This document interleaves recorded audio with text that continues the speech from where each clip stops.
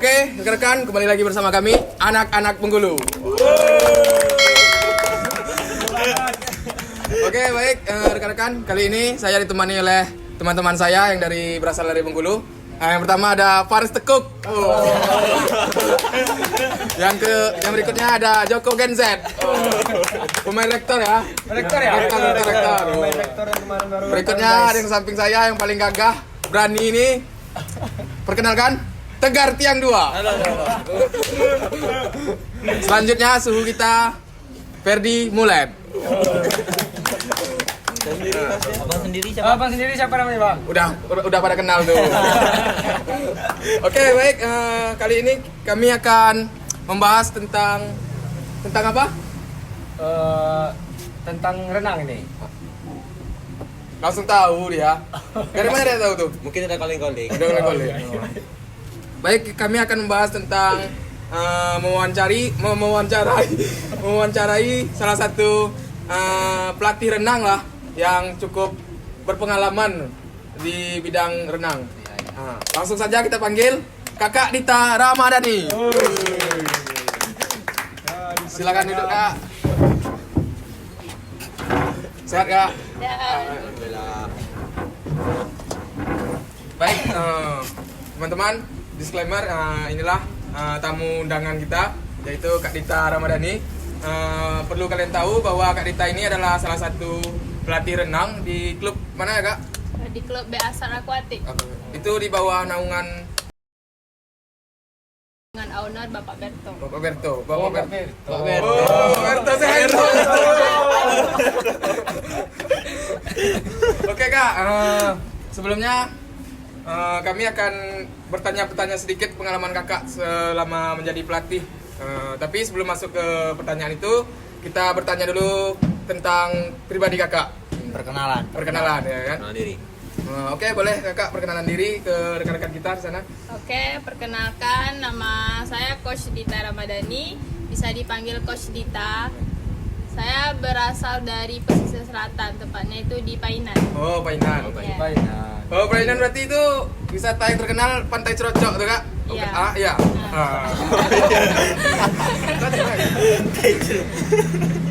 Oke, baik.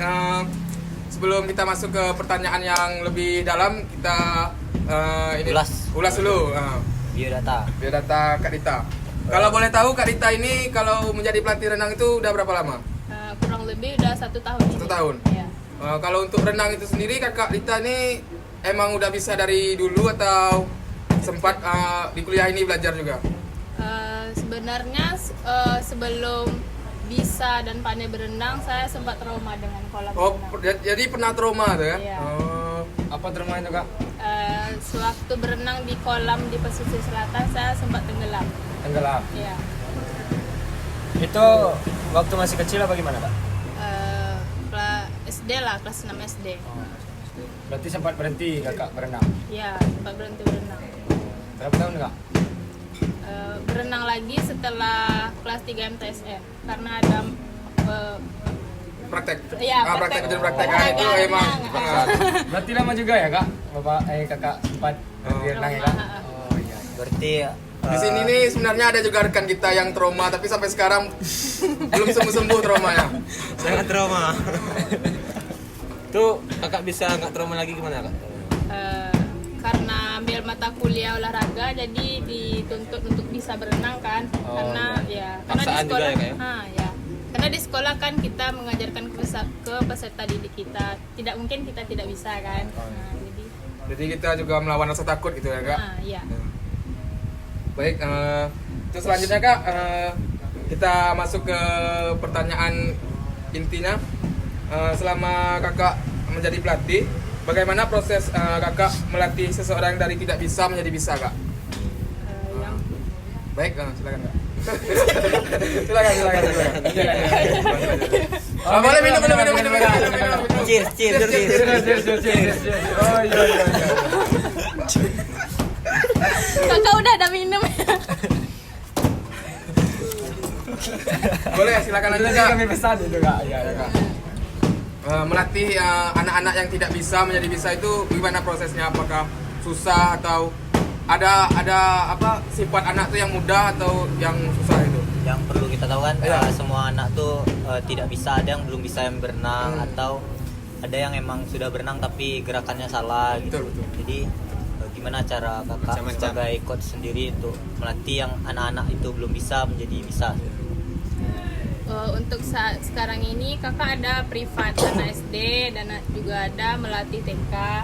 Kalau untuk karena perbedaan umurnya nggak beda jauh ya, karena dia kelas 1 SD. Jadi kalau untuk melatih itu di awal itu harus ngajak adik itu perkenalan, tapi tidak boleh kaku. Oh, jadi kita harus Ngajak menyenangkan main. hatinya dulu gitu ya, Kak? Iya, lebih Menyenangkan. banyak main Iya. gitu. Di awal lebih banyak main. Kalau misalnya kalian di kuliah perkenalan air, langsung kan Iya, ceblokin langsung. kepala ke bawah. Kalau dengan anak kecil itu diambil air pakai tangan, 2 tangan, habis itu ditiup gitu. Biar mereka suhu di tubuh mereka juga tidak terkejut dengan suhu di air. Dibuat gelembung, ditiup. Nah, kalau membasahi kepala, diambil lagi airnya, disiram kepala. Oh, disiram. Berarti ngajar anak kecil ini metodenya lebih ke bermain sambil Iya. belajar gitu. Iya. Kita berusaha menyenangkan hatinya gitu ya, Kak. Ya, sabar juga. Sabar itu nomor 1 ya, Kak. Nomor 1 tuh harus. Berarti itu tadi ya, Kak, kita harus punya sabar, mengajak mereka bermain. Itulah cara Kak untuk mengajarkan dari yang bisa, yang tidak bisa menjadi bisa. Nah, ya. Nah ini Kak, kalau boleh tahu Kak, kakak mengajar anak SD berapa Kak? Kelas 1 SD. Kelas 1 SD. Iya. SD mana tuh Kak? Untuk SD-nya SD di Lumin. Itu ya, tepatnya kakak tidak tahu, tapi alamatnya di Lumin. Oh di Lumin. Kalau untuk di BA SAT sendiri tuh Kak, ada nggak klasifikasi untuk pelatih, misalnya ada yang khusus untuk melatih anak SD atau anak SMP atau anak kuliah gitu? Atau ada yang emang mau ngambil sertifikat aja kayak gitu, Kak? Kalau untuk klasifikasi melatihnya itu tergantung jadwalnya.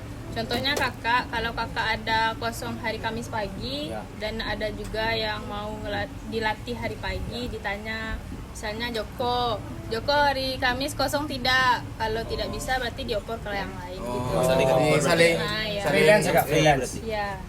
Sering. saling bantu lah gitu, Kak. Iya. Itu Nah, kakak teman-teman, untuk teman-teman yang ingin mungkin ada ponakannya atau Bisa langsung ya bisa langsung saja hubungi Kak Dita nanti nanti DM IG-nya. untuk Nanti daerah kami cantumin di sini ya, dia Kak Dinta ya. Baik, Kak Dita. Nah, kita lanjut ke pertanyaan selanjutnya, yaitu bagaimana kakak melatih atau mengobati rasa trauma dari anak-anak yang pernah mengalami trauma gitu, Kak? melawan, lebih tepatnya melawan rasa takut. Itu Ya, melawan rasa takut itu. contohnya kan ada Kayak abang kita tegar- ini badan besar mental nggak ada. ya, yang masih takut karena tenggelam. Iya, dulu pernah tenggelam. Bagaimana kakak Solusi. Iya, solusinya. Cara kakak. Kalau untuk trauma di air ya, Iya, sama trauma. renang. Iya, trauma renang nggak? Kalau untuk trauma berenang itu coba dikasih motivasi. Kalau kita tidak bisa, tidak mungkin orang di sekeliling kita atau mungkin kita besoknya akan punya keturunan kan. Nah, pasti akan berkembang. Jadi setidaknya kita bisa saja, tidak usah pandai, tapi bisa. Ya, bisa. Iya, yang penting bisa. Kalau untuk trauma itu diobati, contohnya saja kakak, mungkin karena kakak dituntut kuliah untuk bisa berenang. Kebetulan saat itu dosen kakak Bapak Berto, jadi Bapak itu memberi motivasi bagaimana berenang yang benar, tekniknya yang benar. Di dalam berenang itu juga tidak perlu kecepatan, yang penting itu betul pelaksanaannya. Oh, gerakannya ya Kak? Nah, ya. Berarti untuk teman-teman semua Pak Berto ini sangat Berpengaruh lah. Berpengaruh. Iya, berjasa, berpengaruh. Sebagai- Terima kasih Pak Berto. Saya berarti lagi. Saya tuh. Oke, baik Kak. Tadi itu cara kakak ini untuk melatih anak-anak yang mengalami trauma. Untuk selanjutnya, mungkin ada teman-teman yang ingin bertanya lagi? ingin bertanya. Kalau misalnya Kak, kalau mau kayak join les privat itu setiap hari apa gimana kalau kakak yang ngajar? Kalau kakak Oh, harus kakak yang ngajar. Kalau sama yang lain nggak mau. Pak Berto atau Pak Berto yang ini? Ya, silakan jawab Kak. kalau untuk di klub bisa yang lain. Kalau untuk kakak, insya Allah bisa dari Senin sampai Minggu. Karena jadwal kuliah kakak cuma 2. Kalau boleh tahu kakak udah semester berapa sekarang kak? Kakak semester 7. Semester 7, udah masuk terakhir ya. Iya. Udah banyak SKS. Itu kalau untuk mau ini kak, untuk mau renang sama kakak, kak, latihan renang sama kakak. Itu jam berapa kira-kira kak? Hari Senin sampai hari Minggu itu? Kalau untuk hari Senin sampai Rabu kakak free semuanya, tidak ada mata kuliah. Oh, Untuk hari Kamis itu kakak kuliah cuma dari jam 4. dari jam 4. Ya, kalau jam 9 hari Kamis itu kakak ngelatih itu TK tadi. Oh, nanti kak. Iya. Kalau hari Jumat jam 3 kakak nggak bisa karena ngelatih itu privat SD. Oh, nanti. Berarti saya ingin bertanya juga kepada Coach Dita. Coach. Jadi selama kakak kan sudah menjadi pelatih kan di anak SD, tantangan untuk ngelatih anak SD itu apa aja kak? Yang kita tahu kan anak SD itu lebih ke bermain gitu, susah untuk melatihnya gitu, kayak gerakan Susah yang benar, diatur. susah diatur. Cara melatih atau tips lah, bagi tips untuk teman-teman semua cara-cara melatih untuk anak SD. Nah, kebetulan kakak melatih SD-nya orangnya introvert ya. Jadi kalau kakak ngomong pun kayak misalnya Joko kalau celupin kepalanya ke dalam air ya 5 kali kata kakak kan, dia diam aja. Habis itu pegang tangan coach ya kata kakak kan ke dia, nanti celupin kepalanya 5 kali dalam air. Bukan autis tuh kak. Oh bukan. Bukan autis. Ya bukan Beda. Itu Beda pembelajaran pembahasan. adaptif. Beda pembahasan. Beda pembahasan.